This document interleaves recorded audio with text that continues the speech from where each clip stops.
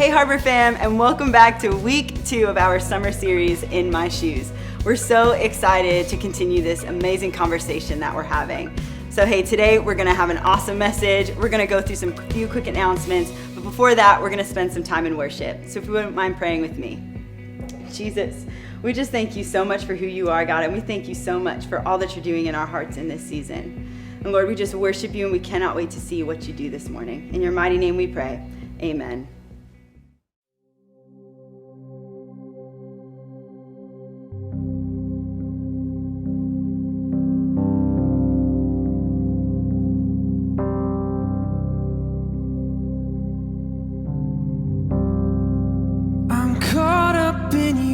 Presence, and I just wanna sit here at your feet. I'm caught up in this holy moment. I never wanna leave.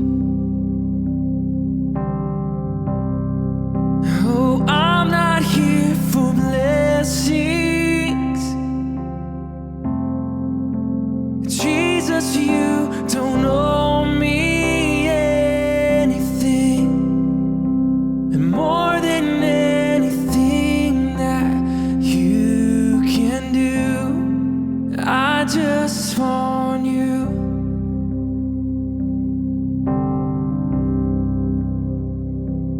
I'm sorry when I've just gone through the motions. I'm sorry when I just sing another song. So take me back to where we started, and I open up my heart to you.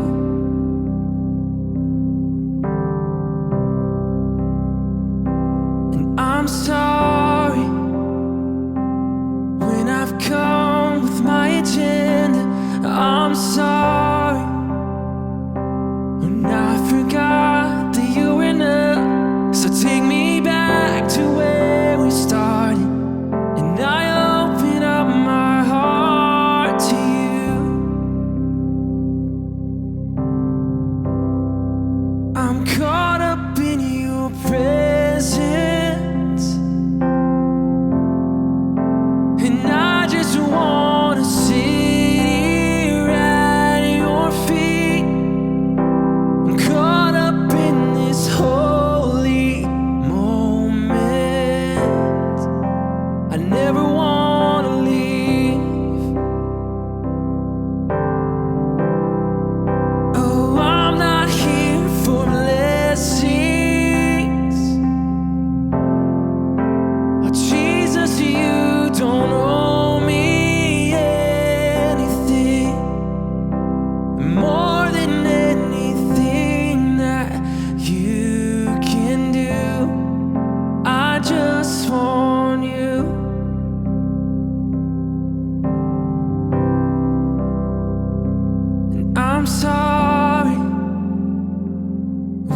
just gone through the motions. I'm sorry when I just sang another song. So take me back to where we started, and I open up my heart to you.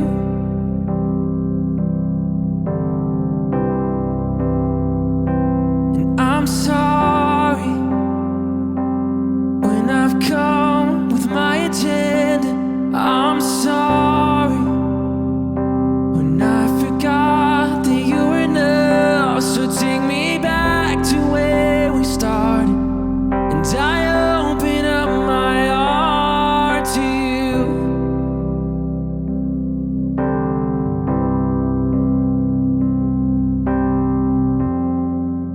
And nothing else, and nothing else, and nothing else will do. And I just want you, and nothing else, and nothing else, and nothing else will do. And I just want you, and nothing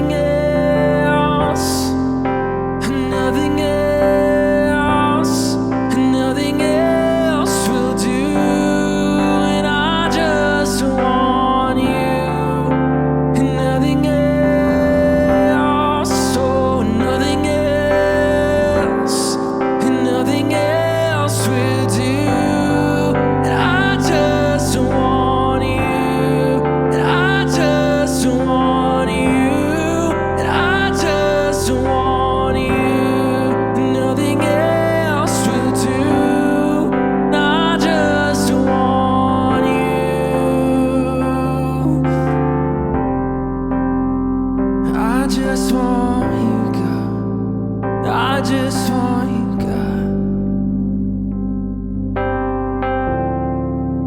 And nothing else, and nothing else, and nothing else will do. And I just want you. And I just want you.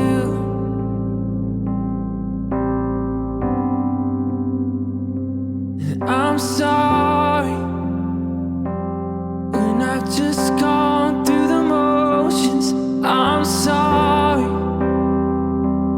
when I just sing another song. So take me back to where we started, and I open up my heart to you.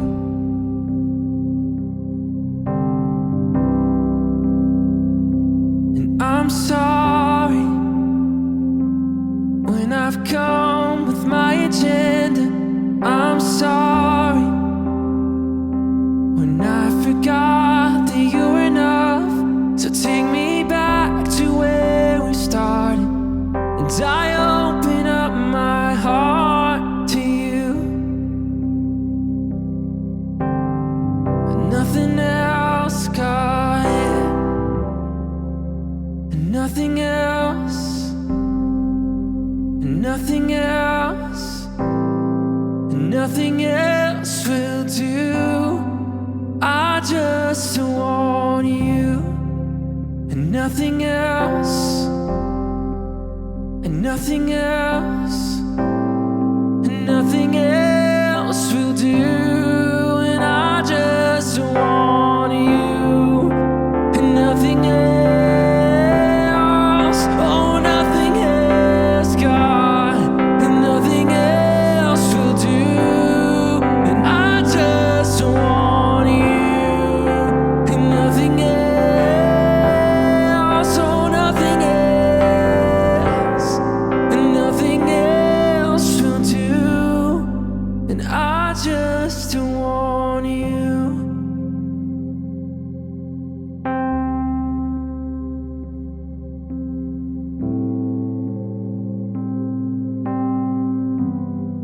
And I just want you.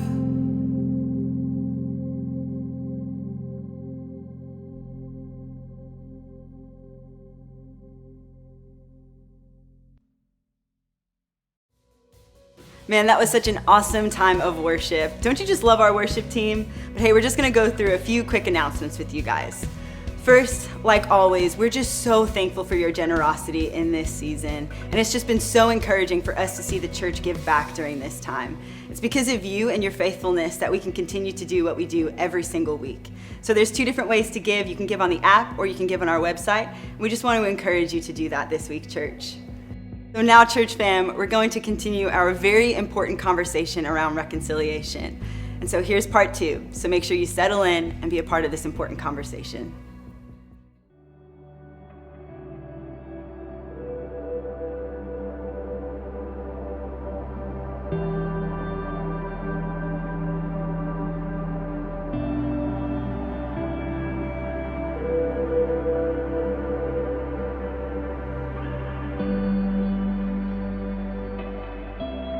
Church, we want to welcome you back for In My Shoes, week 2.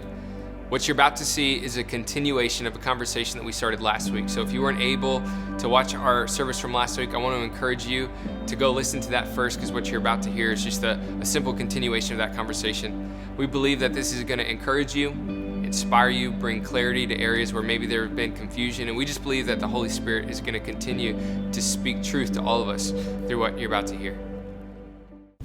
And I know you all are hitting some high points or some low points, I guess, but highlighting some different stories. But from talking to you guys, I know that this happens way more frequently than most people could ever imagine. Mm-hmm. And so I would assume that just continues to mount pain and feelings of rejection and maybe even a pressure to prove yourself when you shouldn't have to, a pressure to prove disgusting assumptions that are made about you before someone even gets to know you. I would assume that would feel overwhelming at times, just that the deck is maybe stacked against you, that you have to prove yourself. When something like this tragedy that just happened with George Floyd, or I know there's a bunch of other names that we could talk about, when something like that hits the news and a story like that breaks, what is your thought process when you see something like that, and maybe how that's attached to what you've experienced personally? Well, I know personally for me, initially a sadness, and then almost a sense of, I just feel like it's not necessary. I feel that a lot of the situations that it shouldn't have gone to that, just with the sense of humanity with some of the situations, anything with anybody not being able to breathe, Right. I feel like should not happen. Yeah. You know, and I feel like I just always feel like a lot of it's always downplayed with people's past or what they've done, or and I just, you know, that doesn't take the place of the impact that it has or somebody's life, because you can't bring, you know, somebody's life back. I just feel that life is so precious. I value it, everybody's life. And it just saddens me when anybody, doesn't matter if you're a normal person, if you're a cop, if it doesn't matter who you are, I just feel like when you look at life as less than what it is, you know, I'm more sad, and also, you know, you're angry, but for me, I feel like sadness is always the initial, the initial feeling, the emotion that I feel, because I just feel like it doesn't have to happen, and I just value life so much, you know. I just feel like we're just all so blessed to even just be on this beautiful earth that God has created for us, and it's just, you know, it's sad, you know. And I felt like it's almost like, even for like the Black community, like it's almost like when things like that happen, I remember even seeing it, and in my head, you know, even with Ahmaud Arbery, you know, that just took place probably about a month, if not February. February before that.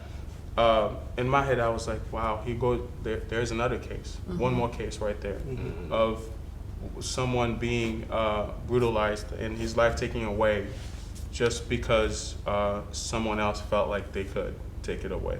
And it was one of those things where it happens so much. I feel like, to me, where I see it so many times, where I'm like, well, here, you know, we felt like we don't even need to talk about it because we know it's happening.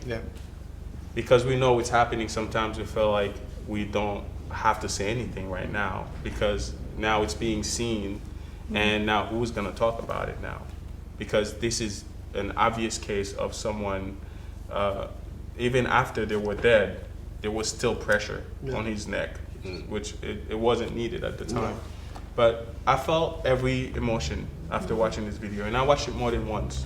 And I went to my mother's house. I showed her too, just to see what she would say. And it was, I felt anger, I felt sad, I felt helpless. You know, I felt every emotion. And for the sake of my health, really, I was like, I have to take a week of not really reacting to this, because I could get on social media and like lay it out. But I was like, I have to really take, you know, a moment, like a few days just to process everything. But to be honest with you, when the Arbery thing happened, I even told Whitney, I said, you know, man, I was like, there's probably gonna be another case soon. There's probably gonna be another same kind of situation happening, and it was like always looking up to what's next. You know, and I feel like right now is prime, because there were a lot more conversations about these things going on that we've been talking about for a long time. You know, and sometimes we don't even talk about the things we experience, just because we know it's something that always happens. It always goes on. And I've talked to you know, a couple of my friends that are white, you know, that sometimes, you know, they try to understand. Sometimes and I could tell they sincerely want to, you know, understand, but a lot of times they can't. A lot of times I feel like the only way in a lot of situations for you to understand what we go through is for you to experience it.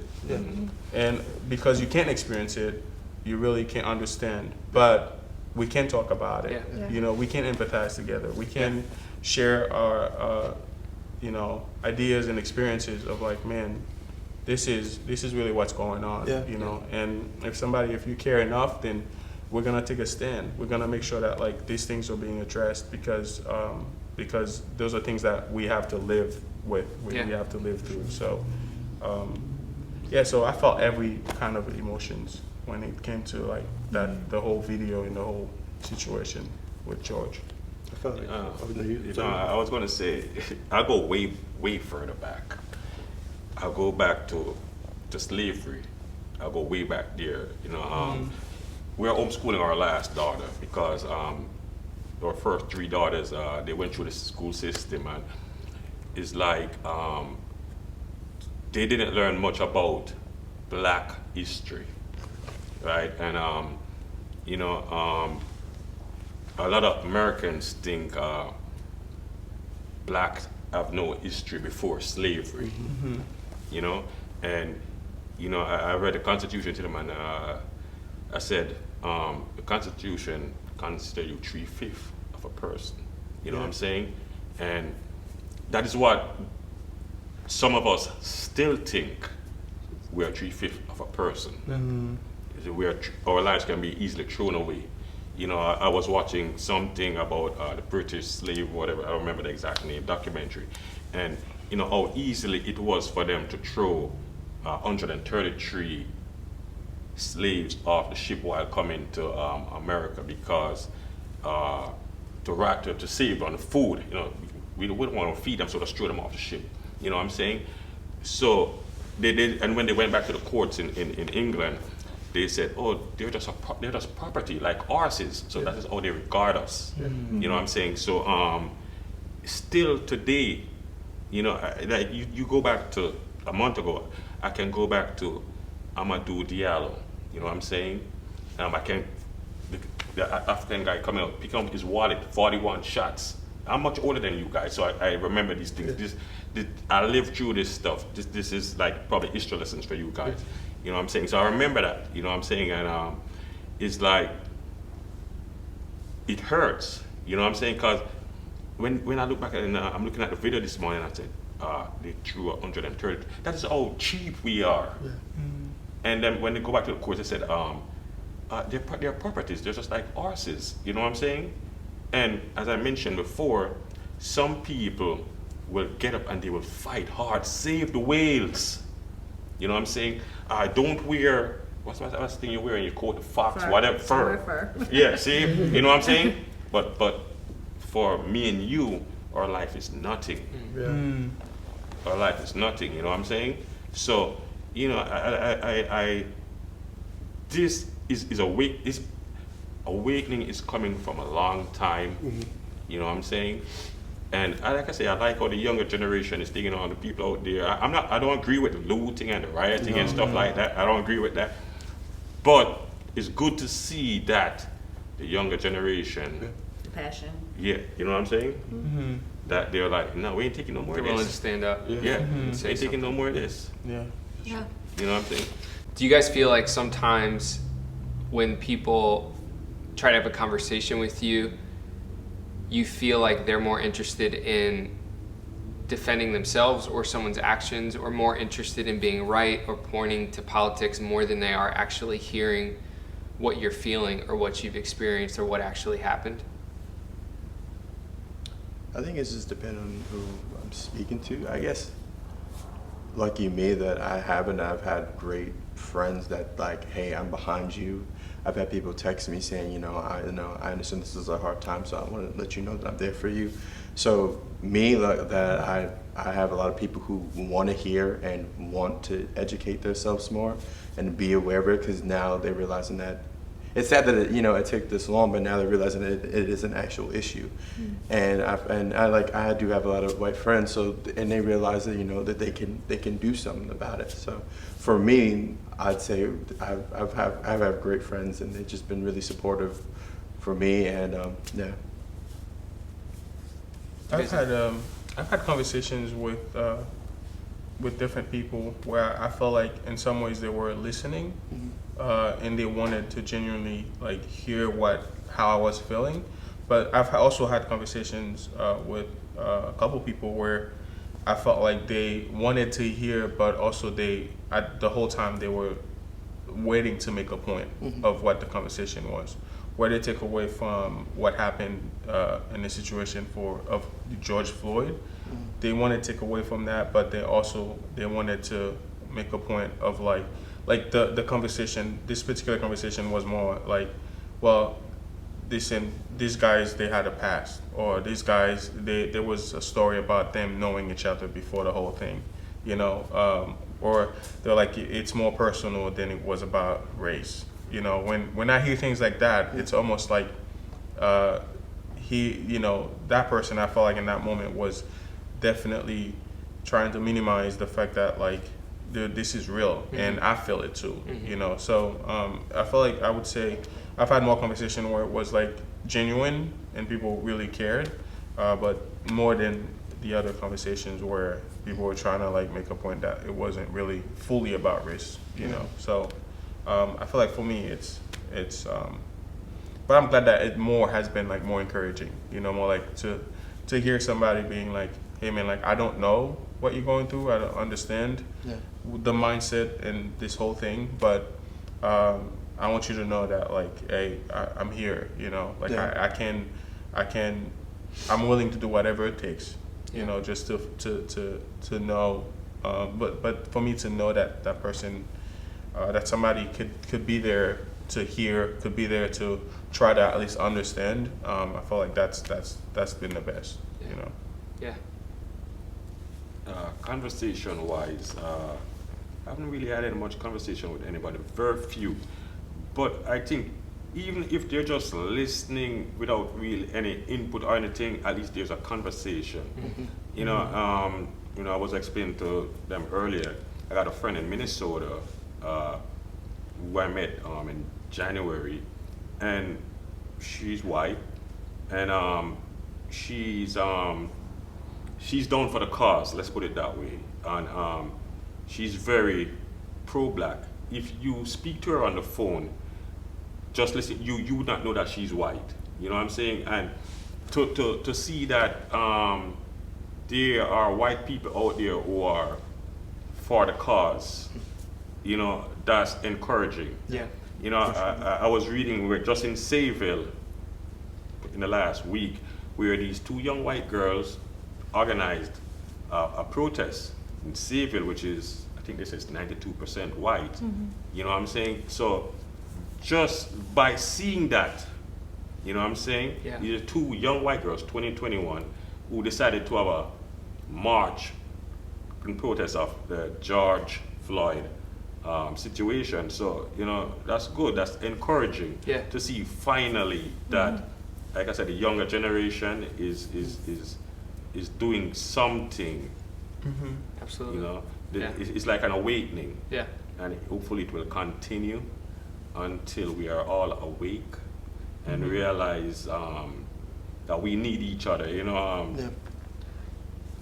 If it was just a white world, how bland would that be? Yeah. If it was just a black world, is dark the right word? But I'll use dark just to, would that be? Not saying black is dark or whatever.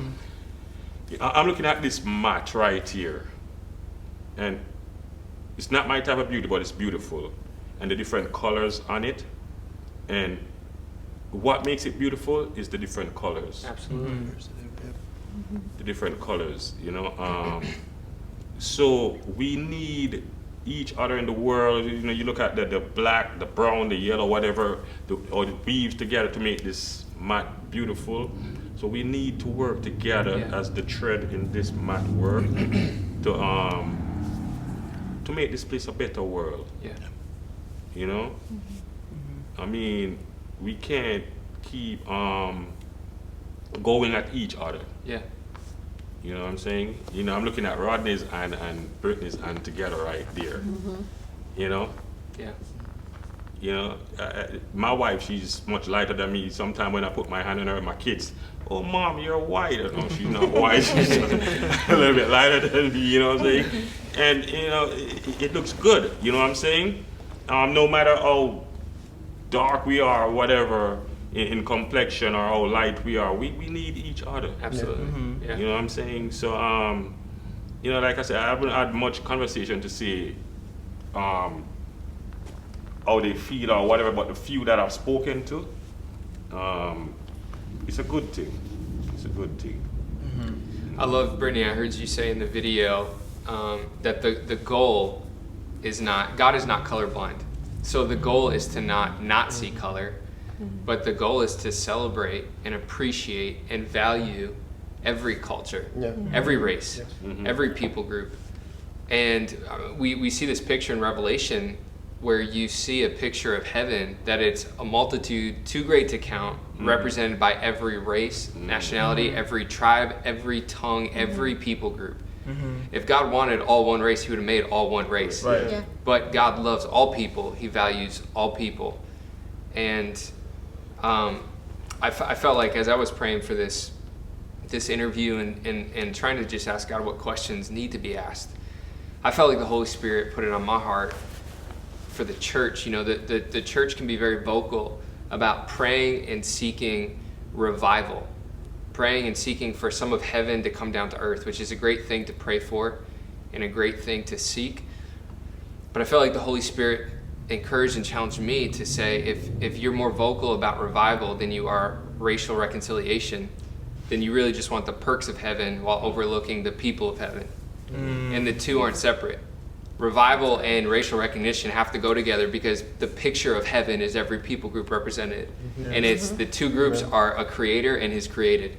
And I think this has spurred on something for the church to take a stand and to be more vocal maybe than it has been in the past, to let everyone know that we are for humanity. We are brothers and sisters, and it doesn't matter how old you are, it doesn't matter where you're from, how you grew up, what color you are, but that we're all God's children. I have a question for you. For somebody who maybe is white or even a different race, who this has awakened something inside of them, who maybe even watching this realizes that because all they have done up until now is watch the news or be on the internet or social media, they've formed opinions, and maybe this has challenged them to say, I need to reshape the way that I think. I need to learn more. I need to listen more. I need to have more conversation. What advice would you give somebody who wants to say something, wants to ask something, but doesn't know what to say or how to ask it? So maybe up until this point they haven't done anything, but would want you to know that they support you, would want you to know that they're behind you. What advice would you give somebody like that? I think sometimes just, because I know everybody's not as vocal as others, and some people, you know, are more timid in that sense, but sometimes just saying, you know, I hear you, I see you. Yeah. That means Just somebody so saying much. to me, I see you. Yeah. It means, it speaks volumes, you know, just to know that, you know, they're seeing what's going on and they're awake to what's going on. You know, maybe they're not that person that is going to be out there protesting or, you know, or something, but just saying, you know, I see you. Yeah. Speaks volumes to me. Sure, I definitely piggyback off of that. Like, yeah, really, because one of my friends, she texted me and was like, hey, like, I just want to make sure you're okay. And that, you know, honestly, it calmed me down. It made me feel like, you know, it made me feel really good, and I have really good friends in my life, because I was struggling with that, because I felt like some friends that I was maybe closer than other people should have reached out, and they did it, and it bothered me. But just, you know, just reaching out, and just like she said before, just to say, hey, I see you, you know, I'm there for you, I support you, and I love you. And that, even though it's so small, that means a lot, and that shows that, like, you know, hey, even though you're not personally going through that, but showing that, hey, that I'm there for you, that I'm behind you because I love you. Yeah. So, and that means, you know, a lot. You know, I would say become a part of the solution. And it's very simple. I don't want to harp on the police like I'm downing them, because I'm not. But with the situation up in Buffalo where the guy fell when the police pushed him and he fell and hit his head and stuff, and then the other 57 cops resigned. No, it takes one bad apple to spoil the bud. If you know you got a bad apple in there, take out the bad apple. Don't keep silent. Don't keep silent. I mean, you know, if you know you got a friend or associate or someone who is like a bad seed, you know, go to them, try to explain certain to them. Yo, they're human beings just like us. You know what I'm saying? Become a part of the solution instead of the problem. If you see something bad is happening, you know, go and talk to the person. Say, no, you cannot be like that. You know what I'm saying? I mean, we all see it. You know, I mean, even amongst our own, because I got associates and friends who talk bad about another race. And if we accept that, we are accepting other races to talk bad about us. You know what I'm saying?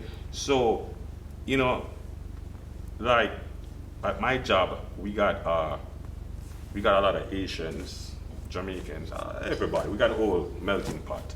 And some people just don't like the other race, the other nationality. And, you know, they would come to me and say certain things. And I said, listen, you don't want them to talk bad about you. Do unto others as you'd have them do unto you. In that sense. You know what I'm saying? Become a part of the solution instead of, and like I said, being silent is a part of the problem. You gotta speak up. You That's gotta so true. speak up. You know? You know, it's, you just gotta become part of the solution. I know, Brittany, you said something about, even when we're recording, like that, about that sometimes it starts at home, right? Like, I feel like when, I do believe that racism is an issue of the heart, you know, and I also believe that a lot of it too is also the way that somebody is raised, the way that somebody was brought up. Like if in your home you were raised to only be affiliated with your color, you know, people of your own color, your own race, then that's how you're gonna be. That's how you're gonna grow up. So I feel like if you have kids that maybe sometimes they may say things that kids are gonna be kids, but at the same time I feel like that could be seen as like, wow, that is, if they say anything that's not right, or if they say anything that seems more racial, you know, towards. And they might be innocent about it, but addressing it. Addressing it. I feel Like like even thinking about your own Kids are daughter, innocent. you know? They have verbal diarrhea. You know, kids repeat everything. And how many? I mean, we're kids pastors. You know, like how many times? I mean, we hear things. You know, we see kids, and kids talk about anything. I know. You know what I'm saying? I know. And then, you know, parents come in and you're like, oh man, if only you knew what your kid said today. So like you know, you kind of know it. Not more so like they're not, and they're being kids. You know, but that's just what they, you know, they learn. That's what they see every day in the home. But they learn. They learn very quickly, and they can pick up on things. So if, you know, at home you make that a priority to be, hey, we're all for everybody here. You know, this is not, we're not separating one from the other. This is an issue, and this is not part of this house. You know, kind of like make that known, and being, you know, teaching them that, like, when you see, it's crazy because even watching that interview with, you know, I think it was Pastor Carl and TD Jakes, where he was saying, like, if I show up to your house, the way that your kids receive me will tell me a lot about, you know, how you see my race, how you see who I am.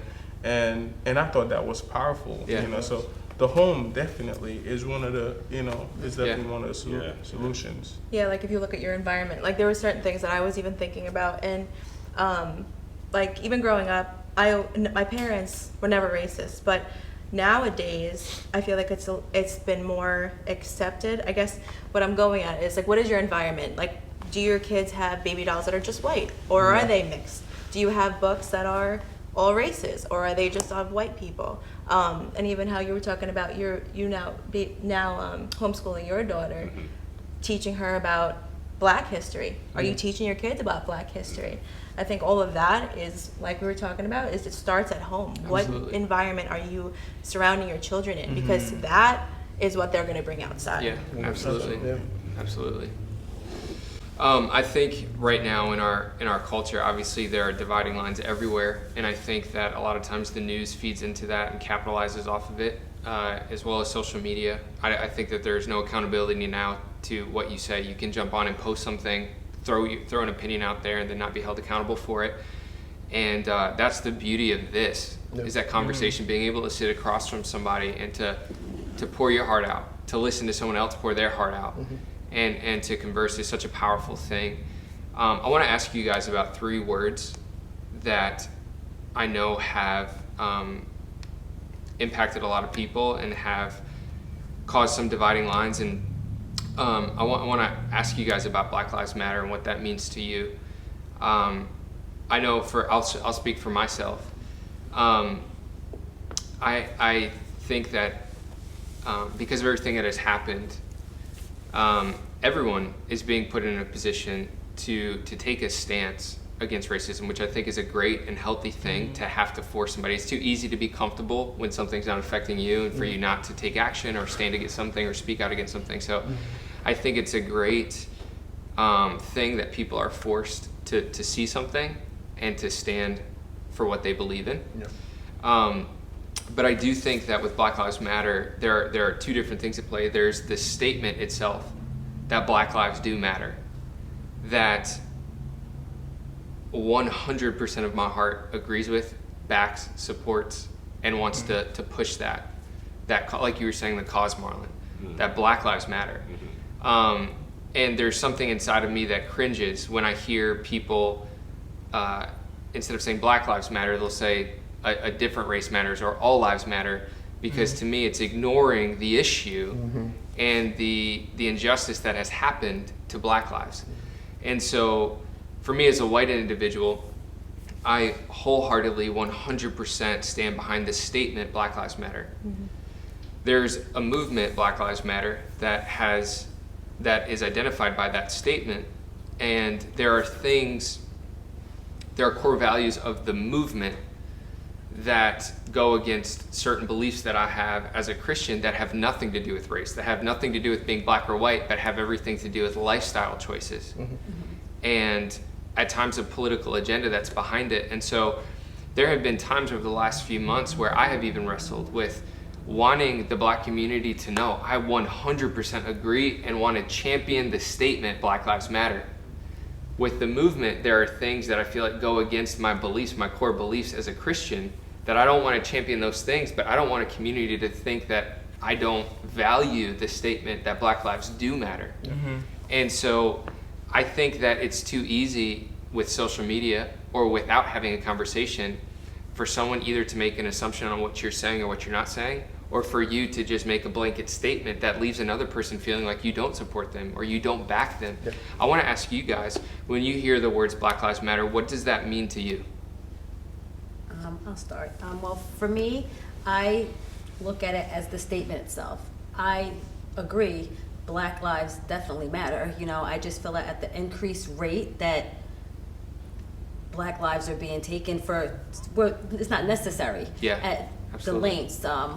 I think I've mentioned it before with anybody that's saying, I can't breathe, you know, that's senseless death. That's a senseless death. As for me as a nurse, we're always taught airway, breathing, circulation. Those are your main factors of life. So if anybody ever comes into a facility and they're saying, I'm having difficulty breathing, the whole team is on them. The whole team is on them, because we have to get that in check before everything else can function properly. You know, so I agree with that aspect of it. I just feel like, it's just the clash, so to speak, when, you say Black Lives Matter, and I have even friends that say, well, all lives matter. Well, all lives are not being taken at the increased rate that the Black lives are being taken. So Black lives have to matter before all our lives can matter. We're not saying that everybody else doesn't matter and we're the only thing that matter. We're just saying, can we matter too? That's all that it's saying, and that's how I view it. I don't view it in any other way. It's just, for me, the statement, it means what it means, so. And I was watching a video, and this comedian, and he was just like, we're just asking to matter. We're not asking to matter more than you. We're not asking, like, we're not saying black people, black lives matter more than Spanish, white. We're just asking to matter. Like, we just want our lives to matter.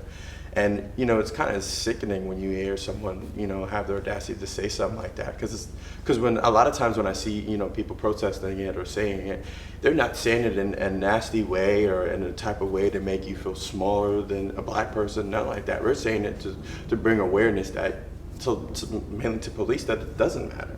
That when y'all see us, that our lives does not matter. So, I mean, that's how I feel. All right. Black life matter. My life matter. I am black. Exactly. So my life matter. But I don't jump on any bandwagon without knowing myself. Yeah. Because I'm going to say, Scott cannot speak for me. I can only speak for myself. Scott can only speak for himself. Scott is a pastor. Scott might be preaching up there one day, and there might be something I disagree with Scott with. So there might be things with the Black Lives Matter movement that I might not agree with. Mm-hmm. But at the same time, as you said, the statement. The statement, that's what it means. So I cannot speak for myself. I was born alone. I might die alone. I stand on these 2 feet alone. So I cannot speak for myself in the sense that my life matter, which is black. And I've never read the Black Lives Matter statement or their core belief. I hear you guys talking about it. I might read it after this. I might not. But the statement, Black Lives Matter, I agree with. And people might say, what up, but all lives matter. Yes, all lives matter. The thing is, right now, it seems, as I said earlier, black life is 3/5. Mm-hmm. You know what I'm saying? So I'm trying to bring it up to a whole where everything matters, you know what I'm saying? So that is where I stand. And like I said, the movement, you can't jump on any one bandwagon, because there are certain things I might not agree with and stuff. I gotta read it and see and be truthful to myself. No, I don't stand for that. Yes, Black Lives Matter, which is me. Yeah. So this is where I stand, And it's good that if people who don't believe in the same thing that I believe in are fighting for me, my black life, which is good, I might fight for their life. As I was explaining certain things earlier where I didn't believe in certain things, I didn't condone certain things, but at the same time, I see their life as important as my life. Yeah, absolutely. You know what I'm saying? Absolutely. If my life matters, their life matters also. Yeah. Mm-hmm. I might not condone it, I might not subscribe to what they believe in, but don't annihilate them. Don't, you understand? Mm-hmm. So that's where I stand on the movement and on the statement. Mm-hmm. When the movement first came out, I tried myself staying away from it just because I knew, I've seen videos, I did like some research on them, like even the person leading that movement, a lot of the things he said or he was like, he believed, I never believed, so I was always like towards the more like, okay, yeah, all lives matter, because of course, like I'm a Christian, I believe that God created all of us. But now I do know that like why Black Lives Matter, like that is the statement, and that's what I'm behind. That's what that's the statement I'm making. And I thought of that story. I don't know if it's because I saw an image on social media recently, but I thought of the story where Jesus, in the Gospels talk about Jesus would going after the one sheep, right? Leaving the many, but going after the one sheep. Not because the many didn't matter, but so good. The one matters to Jesus. The one sheep matters. That's so good. The rest that he left, technically he didn't leave them, but he was like, I'm going after. If Jesus would go after the one, the rest didn't say, well, what about us? Which so we would definitely feel like we're in a situation where we could say that. Yeah. Oh, what about us? Right. But it's not like you didn't matter to Jesus. Yeah. He loves you. You matter. But there's the one that's lost that I'm willing to go after it. So I feel like I look at even a situation like that where if Jesus did that, then we all matter. Yeah. You know, Black lives, you know, we're being oppressed, marginalized in so many ways, and a lot of times even, you know, not having opportunities that a lot of times we just miss out on because of the way we look. But at the same time, we know that matters to Jesus. You know, he sees it. You know, so Black Lives Matter. I would totally agree even with what you said, Marlon, that yes, my life matters. You know, and that's what I stand behind as well. Yeah. I think that's so eloquently put, and I do believe that that's the heart of God. And you see in the gospel, Jesus even saying, "Weep with those who weep, mourn with those who mourn." It's not that we ignore mourning for the sake of everyone being okay or everyone being happy, but there's an acknowledgement. You even see with Jesus and Lazarus, and when he is Jesus, knowing that Lazarus is about to be raised back to life, taking a moment to weep with Mary and Martha. And I think that this is a point that should be a challenge to every person, for as believers, that we love everyone. Even if you don't agree with even some of those things I was talking about before, if you don't agree with someone's lifestyle or their decisions, we're still called to love and serve everybody. We love everybody because we've been loved, because Jesus loved us at our worst.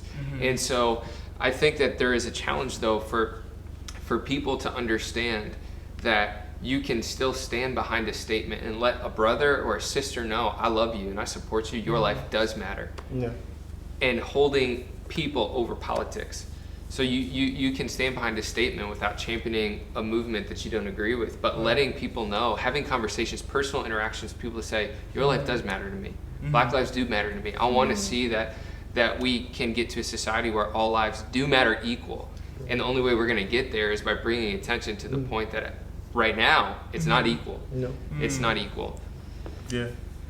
As we begin to wrap this up, I want to thank you guys again for being just so open and honest and vulnerable and sharing some of your stories. And I know that you're just scratching the surface of what you've dealt with, what you continue to deal with, and what you go through and process. And our hope and prayer is that from this, people would be inspired to follow this up with conversations, to follow this up with a heart to pray, to say, Jesus, how can I be part of the change? How can I help stop this? And how can I help bring difference? You know, I think that, again, following up with how God is not colorblind, differences don't have to be divisions. You know, differences should be celebrated, but the only way that a difference doesn't become a division is if there's effort put behind it. And so a challenge for our church even is to not just hang out with those who you naturally feel comfortable hanging out with because you grew up like them, you look like them, and you grew up with the same kind of music that they did. Put the effort and have the intentionality to find someone different than you, and to build a relationship with them, to be able to appreciate the differences and not let the differences become a division just because it's uncomfortable. So we want to encourage our church to really make that effort and be intentional like that, to reach out, to have conversations, to make some phone calls and send some text messages to let people know that they support them and your life matters to me. But I wanted to ask you one final question, and this is something that I have the utmost respect for every single one of you that I'm talking to today, and this is part of the reason why I wanted to have a conversation with you specifically. For me to sit back and to hear some of these stories and these personal experiences, the thought that keeps playing in my mind is, how are you not angry? How are you not bitter? How are you not harboring hate? And with you four specifically, I've heard repeatedly you say, when it comes to law enforcement, I know not all law enforcement's bad. When it comes to people, I know not everyone's a racist. I've heard you say, I try to give people the benefit of the doubt. I try to look past this. I try to look past that. It is so inspiring and amazing to me to sit here and to hear how you're not bitter, how you're not angry, how you're not hate. I want to ask you, how do you protect your heart when you go through things like this, when you experience incredibly hurtful things like this that would make most of us lose faith in humanity as a whole? How are you able to protect your heart, protect the heart of your children and your spouse? How are you guys able to keep from being bitter and angry? Well, I personally stay prayed up. when I do experience something or anything that kind of just puts me in a off state of mind, I have to remind myself that, that's just one, one of the many, out of the many good people that, who pour into me.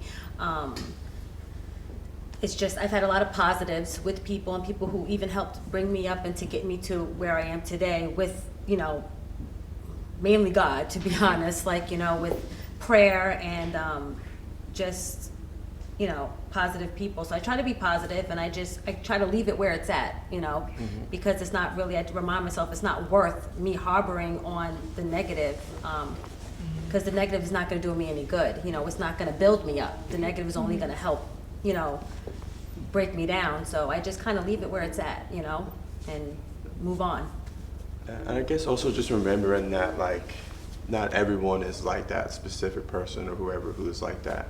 And I definitely say, like, growing up in the harbor and, like, as a kid growing up in some of the churches that were dominantly white, and a lot of those people, like, putting their love on me and looking at me as, like, as not a little black boy, as someone that they really care about. I think that does also help as well. But just to kind of the people that I have around me, I'd say, of course, my mother.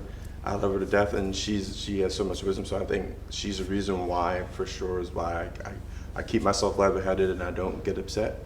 So I guess I would just say the people you have around you, and and just your circle, keeping it tight, and them understanding and educating them, for sure.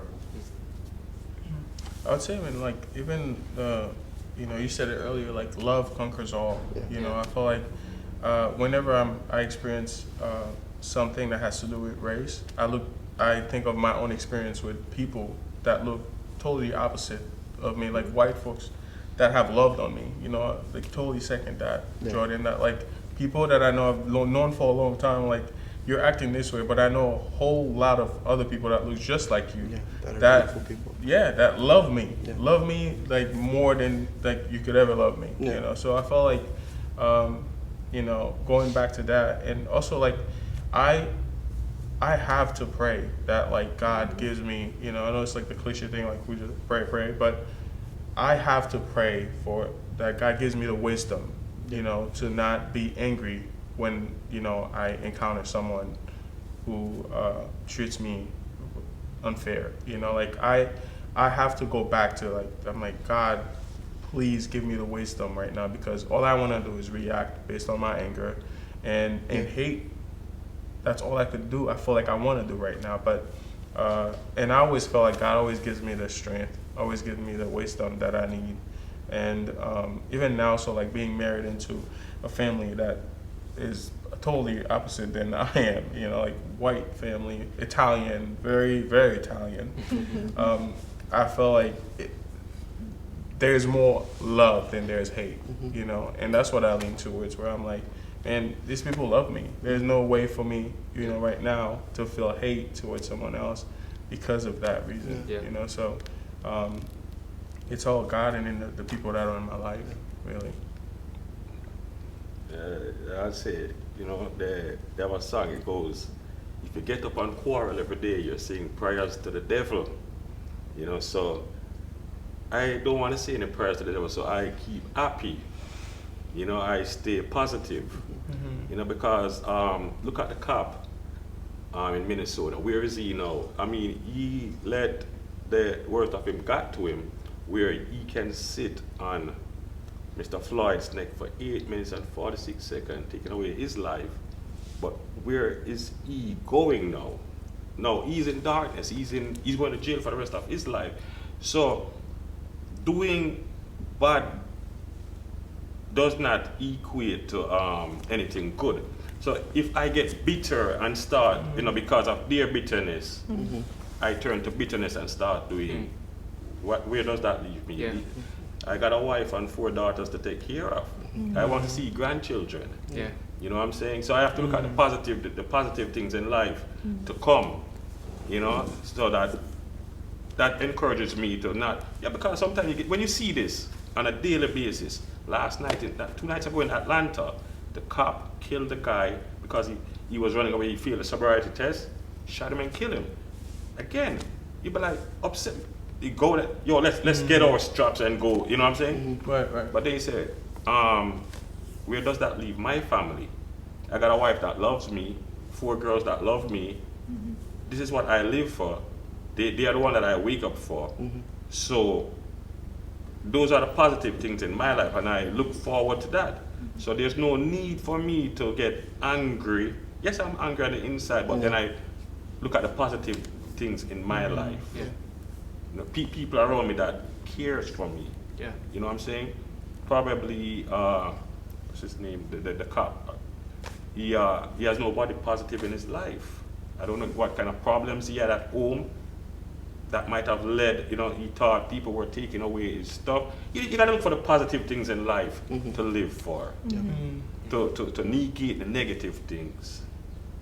You know, you gotta find the positive things, positive vibes. Yeah. Well, I know that I could speak on behalf of everyone, but just for myself, you all are an inspiration to me. I have so much respect and admiration for the way that you carry yourselves, having to withstand pain that I've never known and will never know. And the way that you all carry yourselves, I just have the utmost respect for and admiration for. And I want to say that we honor you. We're standing with you. We're supporting you. Our hearts are with you. We're praying for you.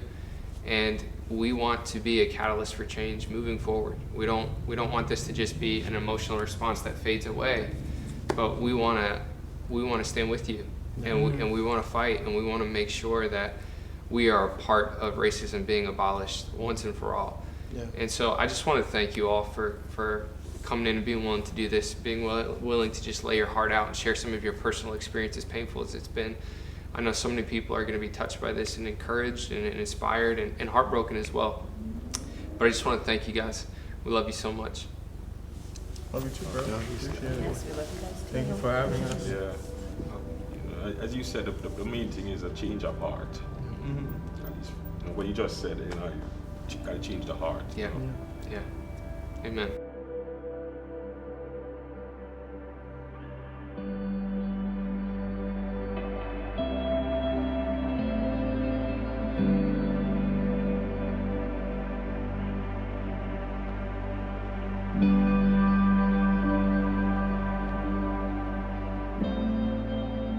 Church, I just want to thank you for taking the time to tune in these last 2 weeks. We believe that racial equality is the heart of God. Again, we see John in the book of Revelation seeing a picture of heaven where you see every people group represented, every tribe, nation, and tongue. And we want to see that here on earth. We don't want to wait till we get to heaven to see racial equality. We want it here. And I want to encourage you to continue to pray, to continue to have conversations, to continue to ask questions, to see what people are feeling, and to be a part of the change. We want to invite you to tune back in next week as we dive into another subject that I know is going to be so impacting and inspiring for you to watch. So make sure you tune back in for part 3 next week of our summer series, In My Shoes.